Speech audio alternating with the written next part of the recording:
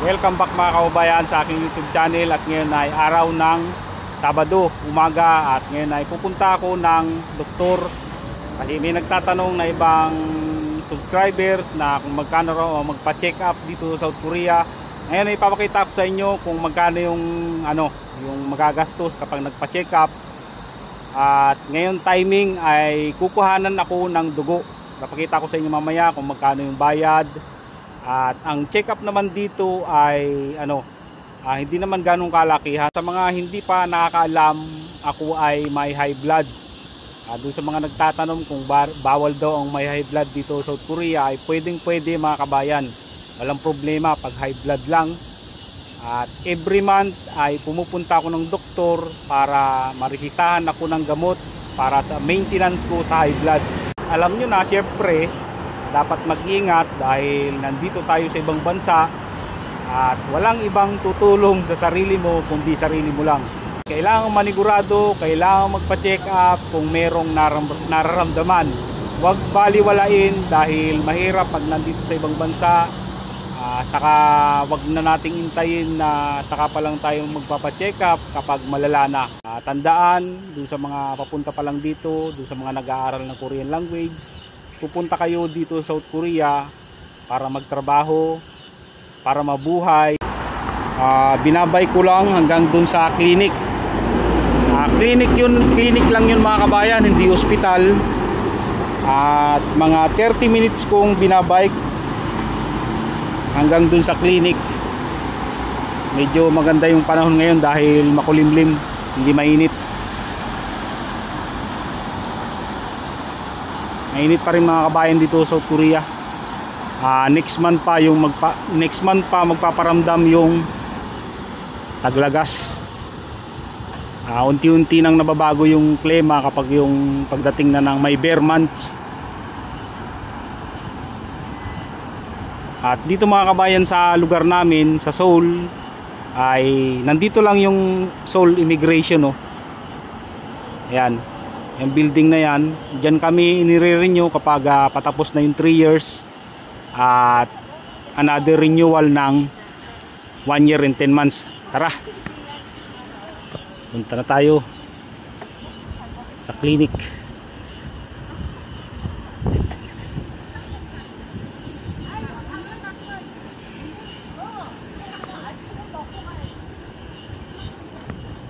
Bike lang kapag may pupuntahan, dagdag exercise din.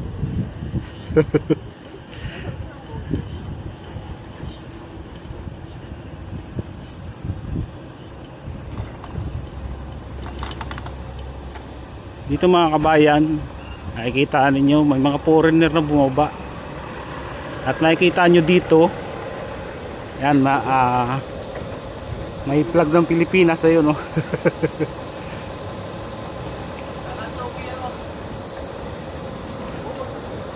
Ayun. Abot pa.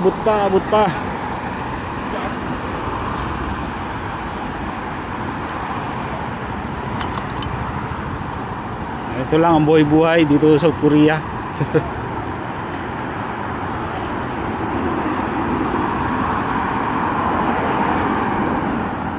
Kapag Sabado Linggo walang pasok, yan, pa-check up, mag-grocery.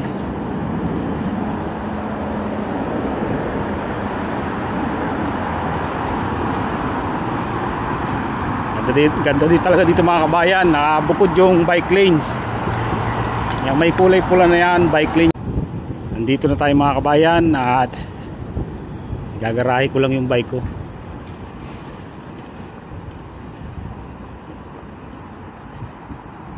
Okay. Ito, may bakante.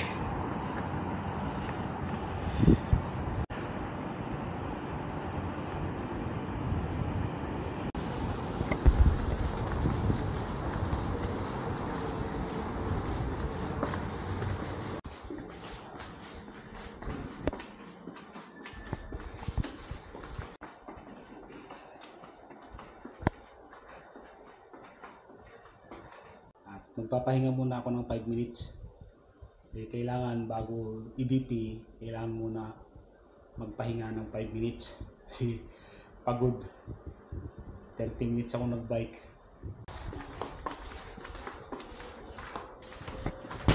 안녕하세요.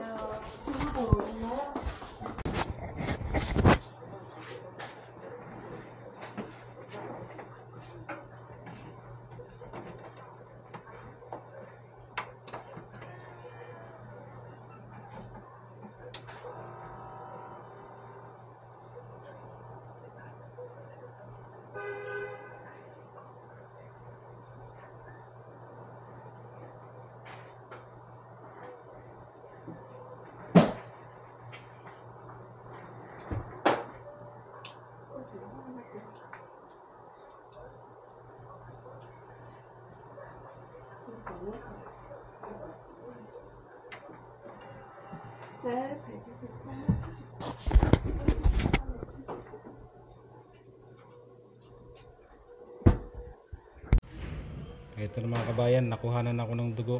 Ayan, mayroong plaster. Pag check up lang, ang binabayaran ko dito ay 3,000 won lang. Dahil nga kinuhanan ako ng dugo ngayon, ang total ng binayaran ko ay 48,800 won. Ayun. Next month ko malalaman kung ano yung finding sa dugo ko, ano. Pero kalimitan naman talaga ay normal naman talaga lahat. Yung pag kinukuhanan ako ng dugo, yung check, pag chine-check nila yung dugo ko ay normal naman lahat. At ito yung gamot ko sa loob ng 1 buwan. Ayan. Nasa 3rd floor ako ngayon at bababa ako sa ibaba. Dahil dun yung bilihan ng gamot.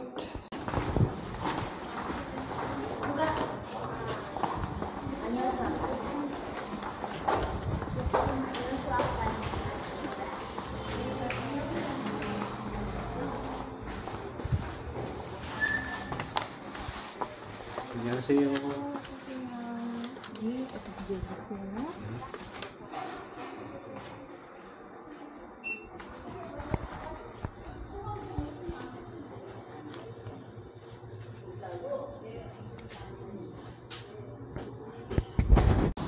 Ito na mga kabayan, nabili ko na yung gamot sa loob ng 1 buwan.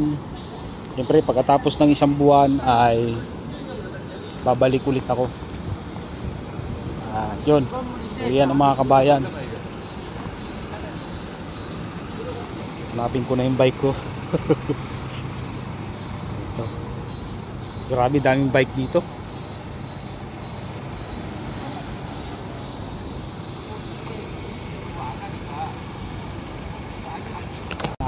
Pauwi na ako ngayon. Bibilisan ko nang umuwi dahil nagpasting.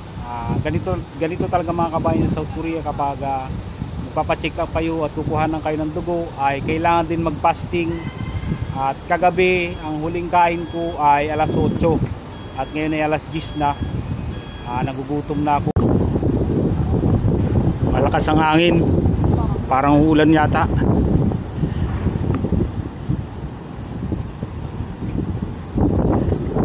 Isang kamay lang tayo ng hawak sa manubela.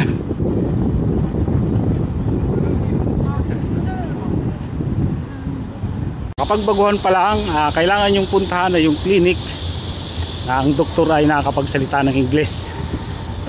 Ako naman ay nakakaintindi naman na kasi matagal na nga ako dyan nagpapacheck up.